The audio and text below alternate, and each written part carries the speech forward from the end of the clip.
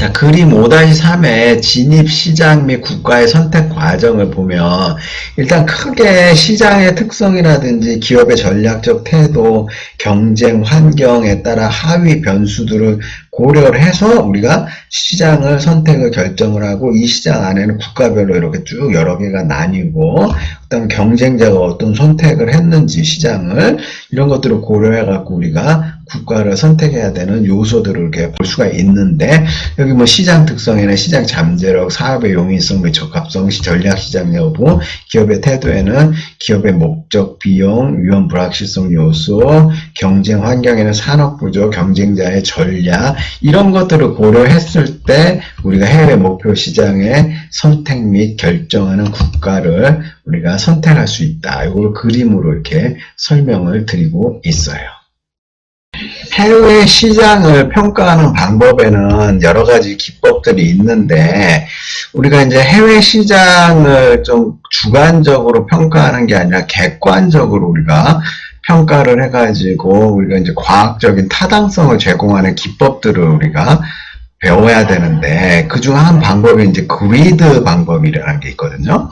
그래서 그리드 방법에서는 1차적으로 탈락 국가별로 예상 국가들을 줄여나가는 작업이 필요한데 잠재 예상국 선정에 있어 우선 사항들 해당 국가에 대한 진입 가능 불가능 여부를 판단하는데 이러한 그리드 기법은 단점으로 이제 변수가 많아지면 많아질수록 평가가 복잡해지고 장점으로는 해당 제품과 기업의 목적 및 상황에 따라 변수를 달리함으로써 사전 타당성 조사에 유용한 게 바로 그리드 기법인데요.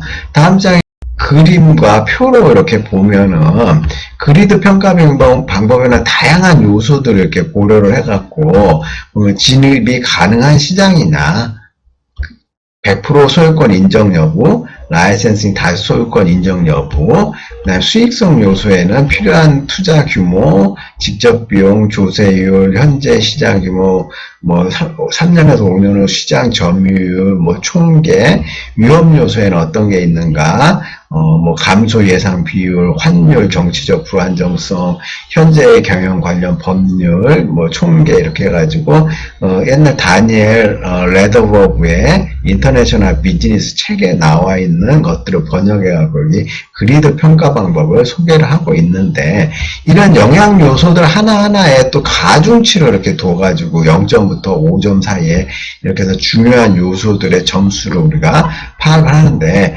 진입 예상 국가 뭐 예를 들어 1, 2, 3, 4, 5개 국가를 두고 있는데 첫 번째 진입이 불가능하죠. 아예. 그러니까 이런 국가는 U로 돼갖고 아예 폐기를 해버리고 각 국가별로 이제 점수와 가중치를 산정을 해갖고 제일 높은 국가를 순서대로 진입 예상 국가를 선정하는 게 그레이드 평가 방법이다. 이렇게 얘기를 할 수가 있어요. 다음으로 이제 기회와 위험 매트릭스라고 해갖고 세로에다가 위험 점수, 가로에다가 기회 점수 해갖고 위험도와 기회에 따른 매트릭스를 만들어 갖고 국가를 선정을 하는데 장점으로 여러 요인들이 포함될 수 있으며 상이한 가중치 구별을 통해 평가의 정확성을 높일 수 있고 미래의 위치를 같이 평가함으로써 시장 선정과 이동에 대한 동태적인 평가가 가능하게 할 수 있다. 시간이 지남에 따라 그렇게 이동하는 동태적인 요소를 보여주고 있어요. 그래서 마른 목골, 정사각형, 동그라미, 그다음에 요 사이즈의 크기 봤을 때 마른 목골은 현재 운영 중인 국가, 동그라미는 원형은 미래의 위치 표시, 직사각형은 지금 운영 중이지 않은 국가를 표시하고요.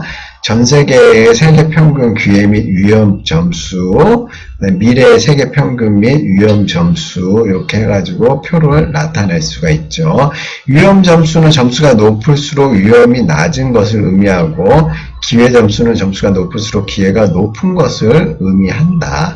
그래서 이제 위험 점수와 이런 거 고려해가지고 우리가 이제 운영 중인 국가에서 그 미래에 어느 지역으로 갈지 이렇게 기회 위험 매트릭스를 만들어갖고 고려를 해볼 필요가 있다는 거죠. 이제 시장 포트폴리오 기법이라는 게 있는데 해외 목표 시장을 평가하는 방법 중에 시장 포트폴리오의 개념은 국가 매력도와 경쟁력을 중심으로 개발 국가의 전략적 위치를 평가하고 파악하는 게 중요한데, 이를 바탕으로 특정 국가 시장별로 마케팅, 재무, 연구개발 투자를 어떻게 시행할 것인가를 결정하고 국가 매력도를 측정하는데, 시장 규모, 시장 성장률, 정부 규제, 정치 및 경제의 안정성 등을 수량적 지표로 변환한다. 그다음 경쟁력 측정, 시장 점유율, 제품 적합성, 이익률, 현지 마케팅 능력 및 자원 등을 수량적 지표로 판단한다.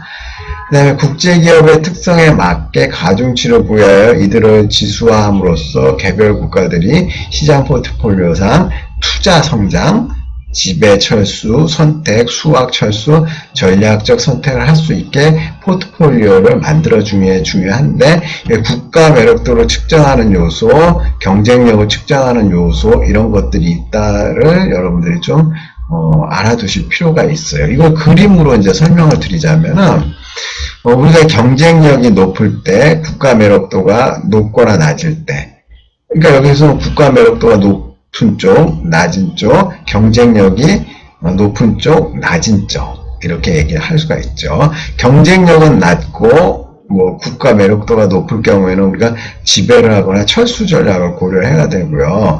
경쟁력과 국가 매력도가 중간 지점이 있으면 어디로 갈까 선택을 해야겠죠. 투자 성장으로 갈 것인지, 지배 철수 전략으로 갈 것인지, 수학 철수 전략으로 갈 것인지, 경쟁력도 낮고 국가 매력도도 낮은 경우에는 철수를 한다든지, 그 투자한 돈을 빼내는 수학을 한다든지 이렇게 할 것이죠. 근데 우리의 경쟁력이 아주 높고 국가 매력도도 높으면 더 많은 투자를 하고 성장 전략을 할 수 있는 시장 포트폴리오를 만들 수가 있다. 이렇게 얘기를 할 수가 있어요. 이제 진입 시점에 따른 포지셔닝을 보면은 선점 전략의 목적 보면은 선도자 우위를 획득하기 위하여 경쟁이 발생하기 전에 시장에 진입함으로써 지배적 위치를 선점하는 것. 선도자 우위, 새로이 진입하는 기업들에게 진입장벽으로 작용하고 지배적 위치를 점유하기 위한 활동을 할 수가 있고, 총 시장 규모의 증대 방안을 강구해야 된다. 좋은 공격과 방어 조치를 통한 현재 시장 점유를 유지하고 시장 규모가 일정하더라도 더 확대시키기 위해 노력이 필요하다. 이 선점 전략은 초반에 들어가는 기업들은 위험 부담과 비용, 시간 이런 것들을 엄청나게 투자를 하지만 하나의 브랜드라든지 소비자의 인식이 높아지면 그 마음속에서 이제 이거는 최초의 제품이다, 최초의 기업이다 이렇게 포지셔닝, 이미지를 형성하게 되면은 그게 하나의 진입장벽, 경쟁 우위가 되는 거다 이거죠. 그래서 이 포지셔닝 전략, 그 포지셔닝에 있어서 대응 전략이라는 게 있는데, 주요 경쟁자가 이미 진출해 있는 시장에 진출할 때 현지에서의 시장 지배력 확보를 위해 적극적으로 선도기업을 공격하는 거예요. 그 대규모 시장, 경쟁 기업의 모국, 기술 혁신이 발생하는 시장 등 전략적 시장으로서의 진출을 위해 진입시장에서 적극적으로 선도기업을 공격한다. 제품 라인, 국가별 공격 시점 등이 중요 결정사항이 되며 저가 전략을 통해 수행되는 경우가 많이 있다. 최근 국내 대기업 가전 자동차 분야에서 많이 서로 경쟁자에게 대응 전략을 사용하는 경우가 많이 있다. 이렇게 얘기를 할 수가 있고요. 그 다음에 이제 니치 마켓, 니치 전략, 적소 전략이라고 해서, 경쟁이 치열하지 않은 시장에 먼저 진출하면서 경쟁을 회피하고 장기적으로 주요 경쟁자에 대응하기 위한 경험을 쌓는 것, 적소 전략. 적소 전략이 유용한 경우에는 규모의 경쟁성이 하기 어려운 제한된 시장 특성이 명확하게 존재하는 시장에서 적소 전략을 사용한다. 이제 시장 범위에 따른 포지셔닝 전략을 보면 집중 세분 시장 포지셔닝, 전 세계를 유사한 특정 소비자 계층을 분리하여 이들이 자사 제품에 대한 동일한 욕구와 반응 형태가 비슷하다는 가정 하에 이들 소비자 그룹들을 대상으로 동일한 기업 제품 이미지를 형성하도록 노력하는 전략은 두 가지 전략으로 우리가 이제 구분을 할 수가 있는데, 집중 세분 시장 포지셔닝에서는 제품에 대한 사용 용도나 편익이 비슷한 소비자층을 대상으로 일관된 포지셔닝 전략을 실행하는 게 있고요. 그 다음에 제품의 사용 조건이나 사용에 따른 편익이 다른 경우 지역별 혹은 국가별로 다소 차이를 두는 포지셔닝 전략을 쓸 수가 있다. 그래서 독일 내에서는 벤츠가 가족용 차의 이미지지만 해외에서는 부와 명예의 상징으로 포지셔닝 되고 있다. 이렇게 알 수가 있죠.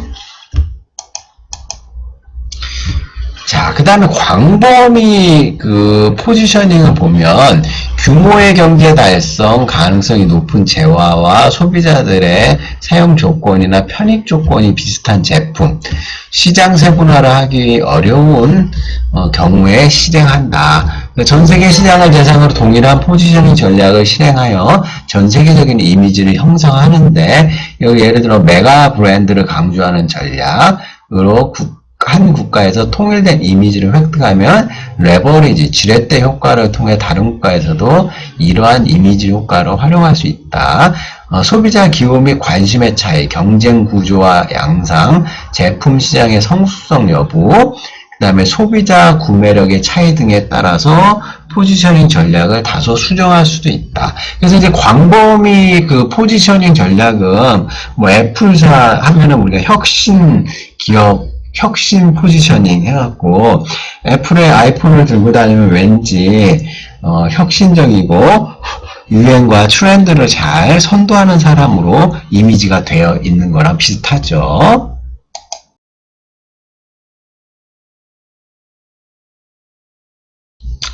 그래서 이제 제품에 따른 이제 우리가 포지셔닝을 보면은 가격 품질 포지셔닝이다 이렇게 해가지고 품질이 높고 낮은 정도, 가격이 높고 낮음에 따라 가지고 우리 기업들이 A 기업은 고가의 고품질의 제품을 활용하는 기업, E 기업은 저가의 저품질을 다루는 기업, 그죠? 그 다음에 D 기업 같은 경우는 품질은 중간인데 가격대가 다양한 기업. 이렇게 이제 가격 품질 포지셔닝을 어떻게 하느냐 그림으로 우리가 볼 수가 있어요. 다음으로 이제 하이테크 대 하이터치 포지셔닝이라는 게 있는데, 하이테크, 기술 중심의 포지셔닝, 품질의 경고성에 비중을 두고 보다 많은 정보를 획득을 원하며 제품 정보에 민감하다. 그 하이테크 제품 계열은 크게 고기술 제품과 특별 관심 제품으로 우리가 나눌 수가 있다. 그래서 이제 뭐 휴대폰 같은 경우에서도 그 카메라의 성능이라든지 이게 하이테크로 많이 가죠. 메모리의 기능이라든지. 하이터치 같은 경우는 이제 감성, 제품의 이미지를 더 강조하는 포지셔닝인데, 소비자들은 부나 물질, 낭만 등과 관련된 테마에 관심을 갖고, 제품군으로 뭐 일상용품, 지구촌 제품, 인류 보편 제품의 개념들이 어떻게 하면 하이터치, 감수성을 집어넣을 수 있을 것인지 감수성 포지셔닝을 많이 하고 있다 이렇게 얘기를 할 수가 있어요. 해외 시장 확대 전략을 4절에서 보면 해외 시장의 확대에 대한 속도를 조정하는 게 필요한데, 해외 시장을 다변화를 많이 할 것인지 아니면 특정 시장에 집중화를 많이 할 것인지 고려를 해야 되는데, 시장 다변화 전략은 다수의 시장에 신속하게 침투하는 것을 목표로 마케팅 노력을 하는 것들을 우리가 적절히 배분하는 전략을 취하고 있는데, 시장 집중화 전략은 초기에는 기업의 자원과 마케팅 노력을 소수의 시장에 집중시키다가 새로운 시장 영역으로 점차 확대해 나가는 전략이다. 시장 수요가 적은 것이 보통인데, 여기 그래프 보시면은 해외 시장의 숫자와 시간의 흐름에 따라 갖고 나오는데, 시간이 많이 지나도 그 해외 시장의 숫자를 단계별로 많이 넓히지 않는 그 해외 시장 집중 전략이라고 하고, 이 그래프에서 보시면은 급격하게 이렇게 쭉 늘렸다가 좀 수익성이 떨어진 데라든지 정리하는 기업 지점이 나오겠죠. 그래갖고 이제 장기적으로 봤을 때는 최적의 판매 시장 숫자에 이렇게 근접하는 모양을 보여주고 있다. 이 그림을 통해서 얘기하고 있어요. 그래서 너무 적은 지역에 집중해갖고 시장을 우리가 확대해 나가도 문제고, 너무 많이 문어발식으로 감당 못할 정도로 확대해 나가도 문제이기 때문에 나중에 시간이 지나면은 최적의 시장 숫자에 도달하게 된다. 이거를 이제 설명하고 있어요. 해외 시장 확대 전략 결정 시 고려 요인은 우리가 이제 표 5-2에서 시장 확대 전략에 영향을 미치는 요소와 대안적 전략 해갖고 제품 시장 요인 여러 개가 있고, 다변화 전략 할 것인지 집중화 전략 할 것인지 이게 설명을 많이 하고 있거든요. 근데 이게 그 논문에서 가져와 갖고 내용이 좀 어렵기도 하고 복잡하거든요. 그래서 제가 이제 수업 시간에 이런 게 있다 정도만 여러분들이 좀 알아두시면 되고, 판매 신장 형태에 따라 갖고 다변화 전략 할 것인지 집중화 전략 할 것인지 그래프 모양이 어떻게 나오는지, 다변화 전략에서는 시장 성장률이 뭐 낮다, 집중화에서는 높다, 뭐 이렇게 비교를 쭉 해놨는데, 여러분들이 이 표에 대해서는 그냥 한 번씩 읽어만 봐도 충분할 거다 이렇게 생각이 되거든요. 두 번째로 해외시장 확대 순서를 결정을 해야 되는데, 이런 순서는 이제 기업의 목적과 전략적 중요성 요소를 고려해갖고 내수 판매 또는 현지 생산하여 우리가 이제 수출할 것인가의 기업의 목적이 시장 확대 순서를 결정하는 데 중요한 요소로 작용을 하는 거죠. 그 다음에 성공 가능성, 성공 경험을 바탕으로 기업의 자원과 능력에 맞는 시장에 진입하는 것이 중요한 변수다. 특히 우리나라 같은 경우에는 이 CEO들이 일본 시장이든 뭐 구라파든 미국이든 본인의 그 성공 경험을 바탕으로 시장을 확대해 나가는 것을 결정하는 요소가 강해요. 그 다음에 기존 시장과의 유사성, 자국과 가까이 위치해 있는 국가나 언어 또는 문화가 비슷한 국가, 소득 수준 및 경제 발전 단계가 유사한 시장에 우선적으로 진입한다.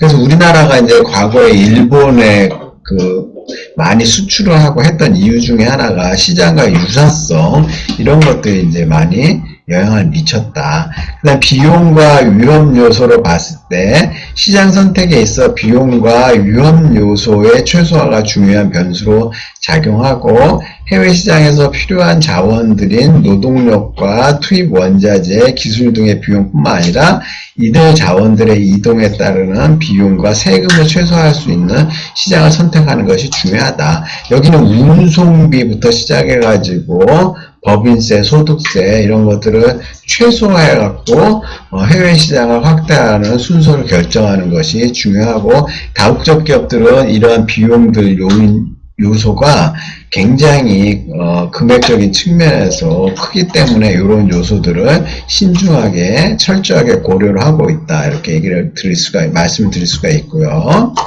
이걸 그림으로 보면 본국에서 지금 X국, H국, Y국이 있는데 다이렉트로 X국으로 이렇게 갈 수가 있는데, 동그라미 국가, 네모 국가, 동그라미 뭐 타원형 국가 이렇게 얘기를 하고 있는데, 이게 화살표의 길이는 얼마나 가까우냐, 시장이 동그라미는 얼마나 유사하냐, 이렇게 얘기를 할 수가 있죠. 그 다음에 사각형은 본국과 좀 많이 상이한 국가, 여기 같은 경우는 어떻게 미국이나 뭐 이런데 멀리 있고 이렇게 되겠죠. 그 다음에 이제 Y 국가, 본국에서 이제 좀 멀리 떨어져 있는 유사국가로 가는 경우, 좀 가까이 있는 유사국가 가는 경우, 그 다음에 본국에서 상이한 국가로 바로 멀리 진출하는 경우도 있고, 그 다음에 이 유사한 국가로 진출했다, 이 국가에서 이렇게 오는 경우도 있고요. 그래서 우리나라가 뭐 이제 현대자동차가 미국에 진출할 때 바로 미국으로 가는 게 아니라 북미 공장이라든지 멕시코, 그죠? 멕시코는 뭐 유사하진 않지만 멕시코 통해 갖고 미국으로 이렇게 진출하는 교두보를 확보하고, 그 이후에 이제 생산 공장을 다이렉트로 들어가게 됐다, 이렇게 얘기를 할 수가 있죠.